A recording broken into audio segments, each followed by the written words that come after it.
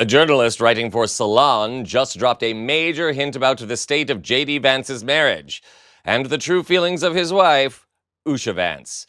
And suffice it to say, the state of their union is not good. Go figure. Welcome to Occupied Democrats. I'm David Reddish. You know what boggles my mind?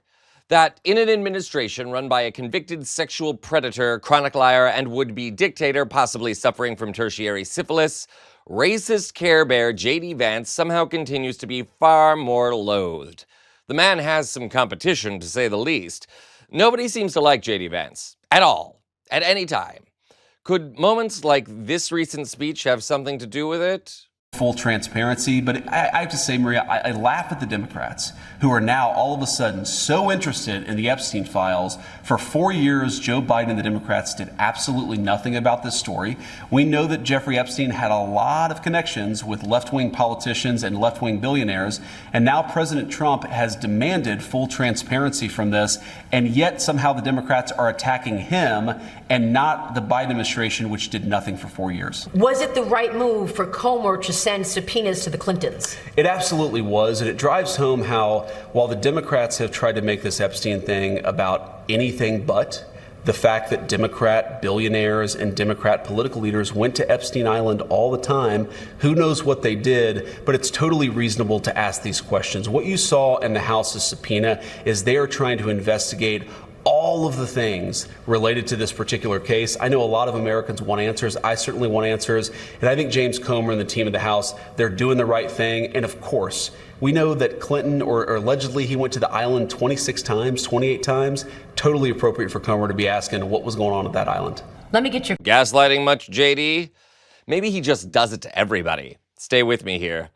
Apparently, Vance thinks he can try and suddenly convince the world that the reason a Republican Congress and president are finding ways to prevent release of the Epstein files, like actually adjourning the House to prevent a vote, or denying the Epstein files even exist, or calling them a Democratic hoax, is apparently all to prevent prominent Democrats from being outed as human traffickers, which makes all the sense in the world, right?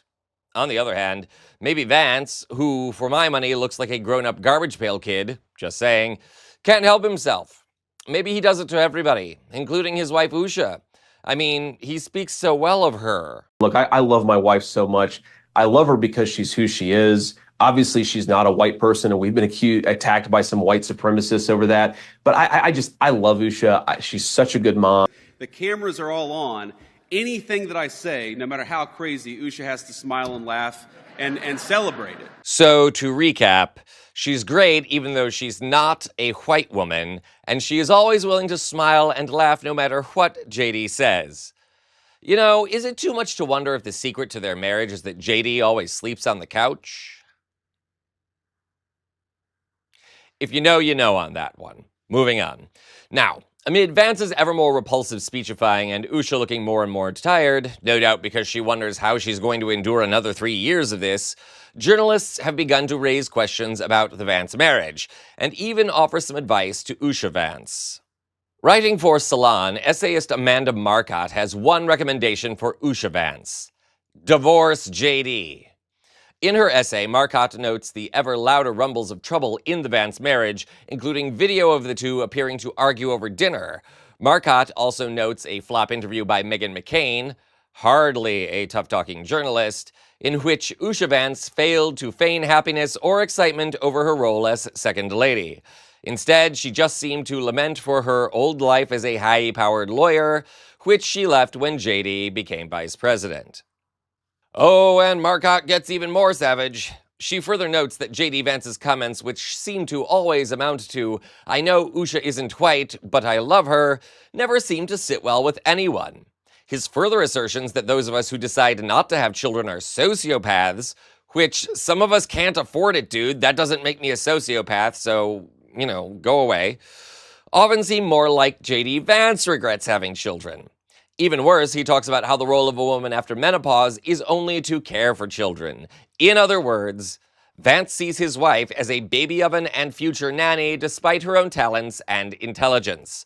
So no wonder Marcotte urges Usha Vance to divorce JD. And hey, look at it this way. No matter what he does as vice president, J.D. Vance never seems to eclipse Trump or any of the other nincompoops in this administration.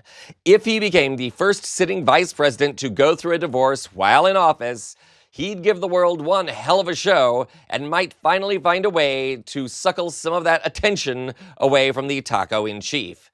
And it would give the administration another reason to celebrate Liberation Day. Usha Vance would finally be liberated. This is Occupy Democrats.